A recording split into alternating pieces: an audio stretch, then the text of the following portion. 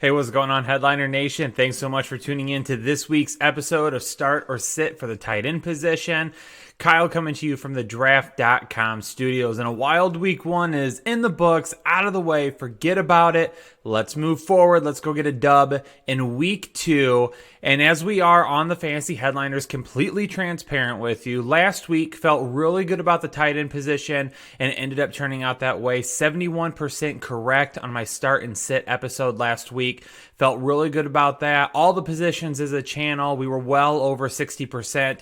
So a good week one. Hopefully you had a good week one because that's what matters most, right? We need to help you get towards that fantasy football championship, but we've got more work to do. So let's keep our fingers crossed. Let's jump into start and sit here for week two, and let's figure out who we should leave on our bench and who should we get into our lineup.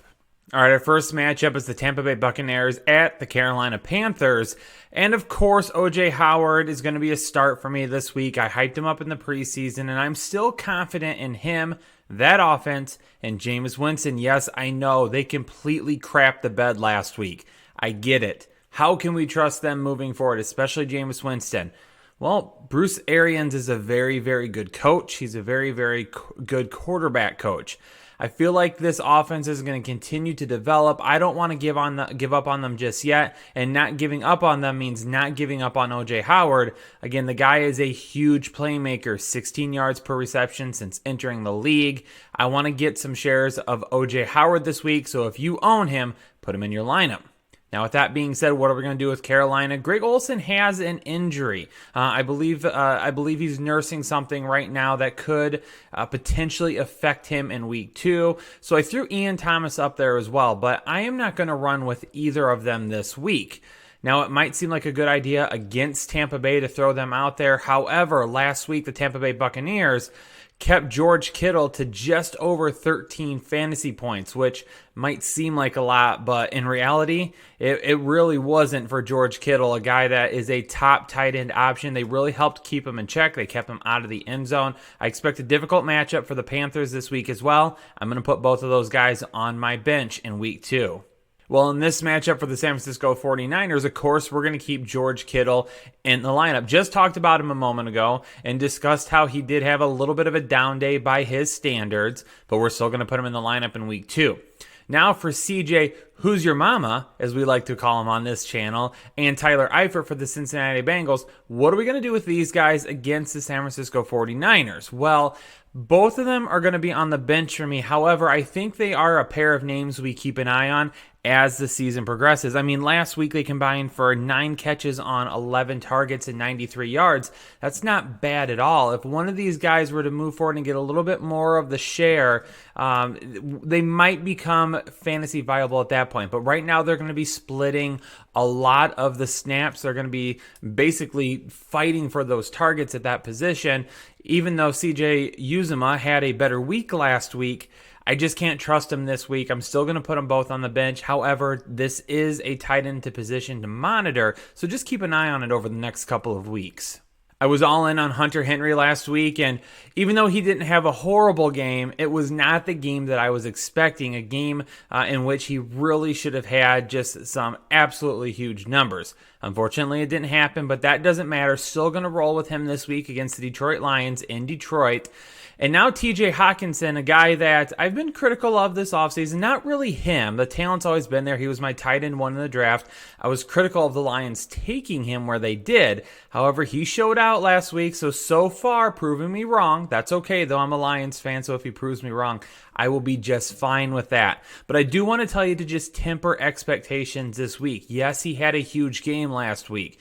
He had basically an NFL record type of game for a tight end in his first NFL matchup. So just temper expectations a little bit because the Chargers last week against the Indianapolis Colts held Eric Ebron and Jack Doyle to 6.1 points combined. So it was still a tough week for those two guys. I don't think that TJ Hawkinson is going to have quite the week that he did last week, but it is without a doubt at this point that he's going to be a favorite weapon of Matthew Stafford. I'm still going to have him as a start absolutely is a red zone threat, could find himself in the end zone at one point in time. I think the yardage is going to come back down a little bit, though. I wouldn't expect any more than about 75 to 80 yards in this contest, but again, he's still a start in week 2 against the Chargers. The Minnesota Vikings hit the Green Bay Packers this week, and Jimmy Graham got off to a very good start last week. Found the end zone, was heavily looked at by Aaron Rodgers, and in this matchup, it has potential for him to also have a game that could be more than reliable for fantasy football owners. Last week, the Minnesota Vikings gave up 9 receptions and 77 yards to Austin Hooper. So, could Jimmy Graham go for that type of numbers? Yep, absolutely. There is also going to be another chance that he can find the end zone as well. So keep an eye on him. Minnesota did a pretty good job of shutting down the wide receivers, but the tight end last week for the Atlanta Falcons was the key to them really using in the passing game, especially when they were trying to play catch up as much as they were. So now for the Green Bay Packers, starting Jimmy Graham. But for the Minnesota Vikings, we're going to sit Kyle Rudolph. I'm not going to include Irv Smith Jr. He wasn't really relied upon at all last week or looked at last week. But we're going to sit Kyle Rudolph for the mere fact that last week the Vikings only saw 10 passing attempts from Kirk Cousins. Now, they had a pretty decent lead on the Atlanta Falcons, so they really focused on the run game and getting those things going. But they could do the same thing this week against the Green Bay Packers.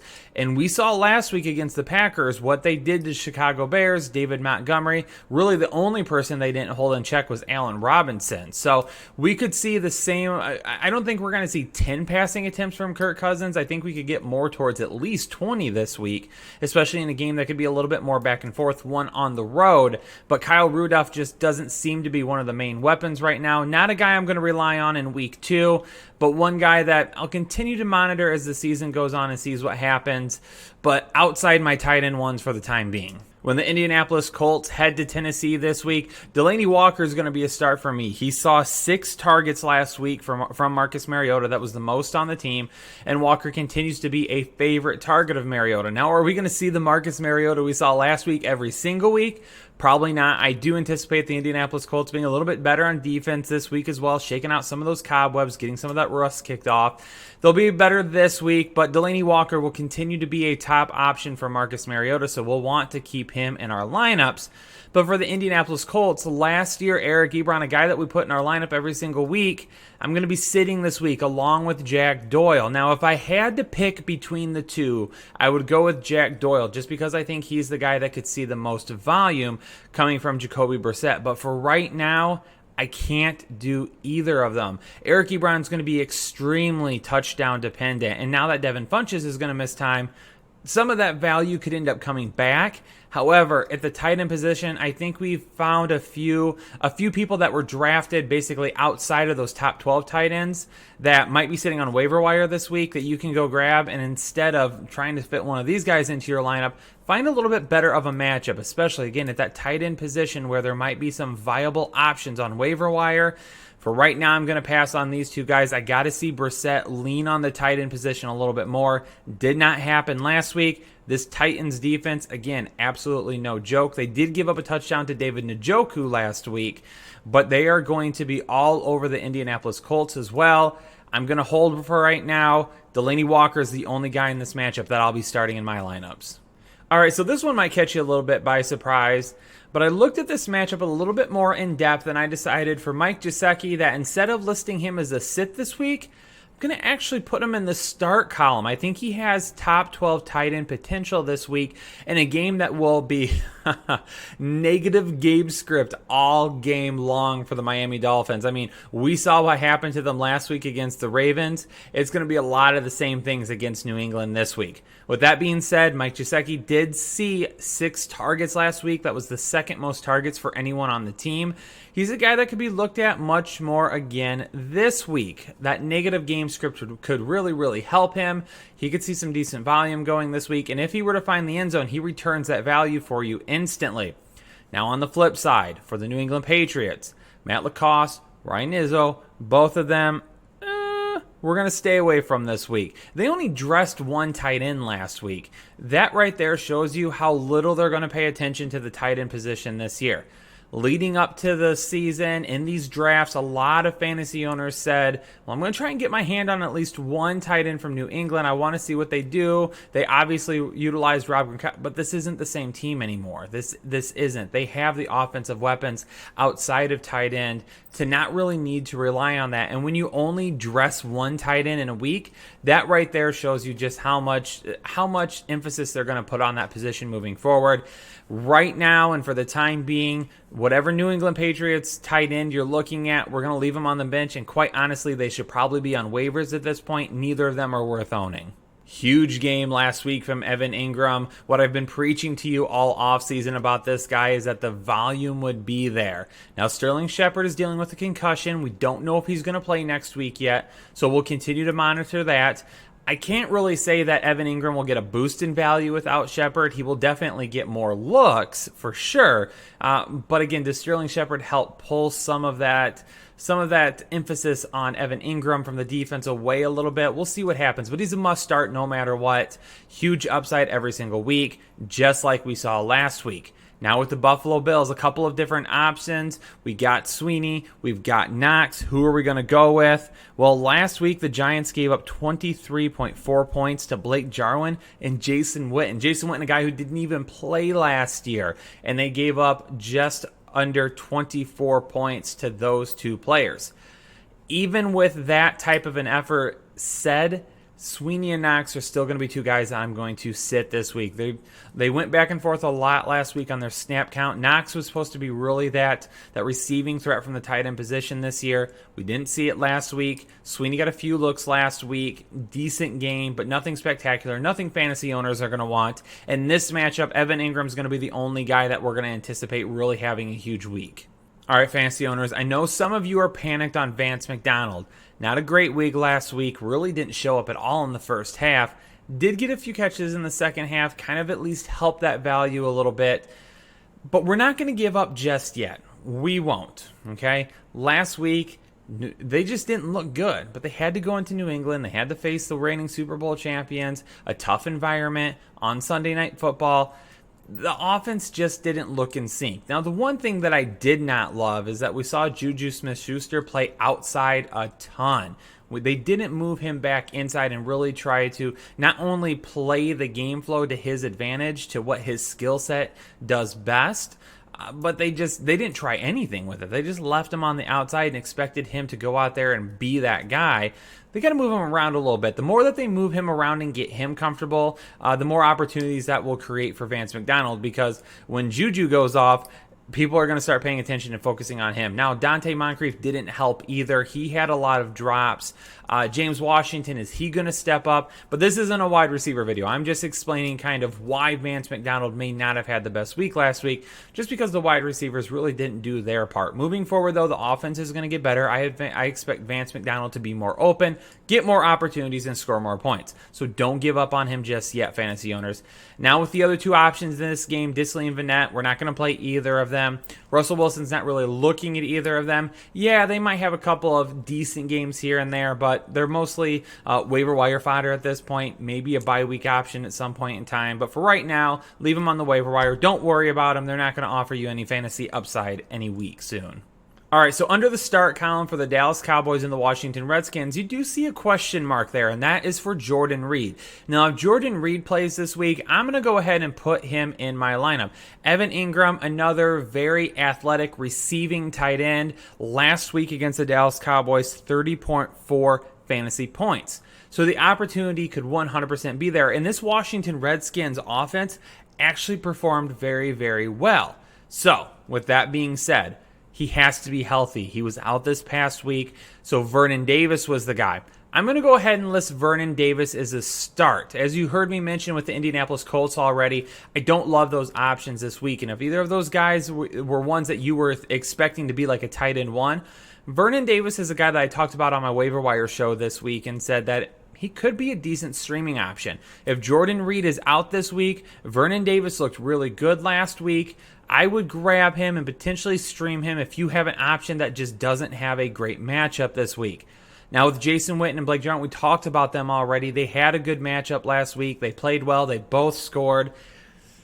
but I'm not going to go with them. They have some TD upside. Obviously, this offense looked really, really good last week. They're probably going to look just as good against the Redskins this week, but these two are basically touchdown dependent. They're not going to see a ton of volume. You've got Michael Gallup, you've got Amari Cooper, you've got Randall Cobb, you've got Ezekiel Elliott. All these guys are going to see some time in the passing game, especially Zeke now that he's getting back into the game flow and everything. And now after sitting out, he had a chance to be out there and get his legs back under him this week. I expect him to see more volume going forward. So these guys, they're going to be very touchdown dependent, too touchdown dependent for me. I'm going to pass on both of them in week 2. So one guy that I will have very high in my rankings this week is Mark Andrews. And to be quite honest with you, I think Mark Andrews is going to be a potential, not tight end one, but the tight end one in week 2. This is an Arizona Cardinals team that gave up 27 points to TJ Hawkinson, a rookie, last week. Mark Andrews is the main target. I know. Marquise Brown had the big week last week. But Mark Andrews is going to be the main target for Lamar Jackson, who is off to a fantastic start. Now, it was the Miami Dolphins, okay? So we're going to pump the brakes just a little bit. I don't expect the huge performance we saw last week. But Andrews has such upside every single week for big plays and touchdowns. I expect him to have a huge week against the Arizona Cardinals this week. Anybody for Arizona that is a tight end, though, we're going to stay away from them. Doesn't really matter who it is. The tight end position isn't going to really be valued in this offense. Again, those guys are going to be on the waiver wire. There's not going to be any matchups anytime soon where I put them as starts. In this matchup, not much to talk about on the start side. For the sits, Houston's tight ends, we're not going to bother with them right now. But for Jeff Swaim, he's a guy that I really want to see him have a big game, really break out and become that guy, one of those main targets in that offense, someone that can be relied upon. However, we're going to be moving forward with a rookie quarterback now, so that could be good. That could be good. Swaim could see a little bit more targets from that. However, against the Houston Texans that held Jared Cook to under 10 points last week, this is not the matchup for that to start. Looked at it a little bit more. Really wanted to try and put Swaim in that category for a start this week. Just couldn't do it. Leave him on your bench. Hopefully there's bigger things to come. It's not going to be against this defense that shut down Jared Cook last week, though. Ladies and gentlemen, it is officially Darren Waller season. The guy showed up on Monday Night Football and really performed well, and you saw a lot of that athletic ability that I've been talking to you about all offseason long. I mean, I included him in the draft guide for a reason as a late-round tight end option for you, especially if you punted that position this season in your draft. He finally showed up against the Kansas City Chiefs. Expect just as big of a performance, if not bigger, this week. I really like him. I really like what he could potentially do this week. If you own him, he is going to be in your lineup unless you have one of the top options. Now, Travis Kelce, he is the top option week in and week out, right? Doesn't really matter. Travis Kelce, we're going to run him out there this week. Go ahead and put him in your lineup as usual and get your relied upon amount because, well, the guy's just as consistent as can be at the position. Last week, the Chicago Bears tight end position was a little bit of a mess. We knew Trey Burton was unlikely to make it out there, and he did not. So with that being said, we're not going to play either of these tight ends moving forward. We really need to wait and see what happens. Maybe if Trey Burton makes it back out there, we think about it, but I need to see the performance first. I need to see how he has grown from last season, and I need to see Mitchell Trubisky take another step forward. But for the Denver Broncos, I am going to list Noah Fant as a start this week. Now, the Chicago Bears defense last week pretty much locked down everybody for the Green Bay Packers. Marquez Valdes-Scantling had a couple of big catches. Devontae Adams had a few catches, but nothing really stood out except for Jimmy Graham, who they gave up almost 20 fantasy points to last week. Could the same thing happen this week for Noah Fant? It's absolutely possible. We saw the wide receivers do a pretty decent job, especially Sutton this past week for the Denver Broncos. So if Noah Fant can get himself in some nice mismatches, he could have the potential to put up some decent points. I'm going to list him as a start this week. There are much worse options that you can do. Fant could be a nice streaming option for you, though. Out in Los Angeles this week, we're still not putting any Rams tight ends in our lineups. Maybe one of these days we'll get Gerald Everett in there, but not yet. However, on the flip side, for the New Orleans Saints, Jared Cook didn't have a great week this week on Monday Night Football, but that's okay. Let's go ahead and toss that performance out the window and understand that the game script in this matchup could be exactly what we need for Jared Cook. Now, the New Orleans Saints had to fight back last week, a little bit of back and forth at the end of the game. Jared Cook still didn't really make an impact. However, that could change this week against the Rams. A lot of fantasy owners thought that this was a guy that could be a top 5 tight end this year, and I really cautioned everybody that that's probably a little too high. On a weekly basis, though, absolutely in this offense, a low tight end one. That's what I'm going to expect this week again. Hopefully he finds the end zone. If not, a few catches, racking up some yards. Hopefully we can get him more towards 70 or 80 yards this week. But with that being said, let's put last week's performance behind us. Let's stick him in the lineup again, and let's continue to trust him for the time being. 2 options in this matchup and 2 starts. Austin Hooper, a good week last week, 9 catches, 77 yards.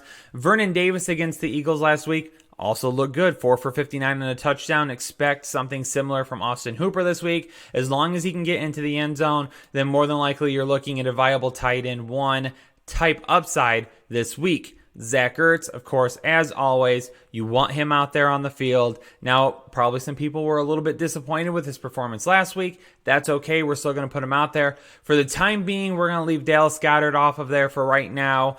We're going to keep an eye on him, though. If anything happens to Ertz, Goedert is obviously the guy. We'll see if this team starts to run some more 2 tight end sets. We'll just have to keep an eye on it and see what happens. But for right now, Ertz is going to be the only guy that I'll be starting from that team, but both options in this matchup should be in your lineup. All right, no need to start Ryan Griffin from the Jets this week, but David Njoku is still going to be a start for me. He was the only person to catch a touchdown last week, and the Cleveland Browns' basically unexpected loss to the Tennessee Titans. But with that being said, still saw 6 targets, so he's going to continue to be utilized in the passing game. Baker Mayfield's going to keep an eye on him. He's still going to be a start for me this week. Again, as I've said all offseason, more than likely this is really going to rely on that touchdown upside. If he can get in the end zone, he's a good play for you. If he doesn't, you could struggle to get to double-digit points. But for me, against the Jets, we'll still roll with him this week. David Njoku should be in your lineup.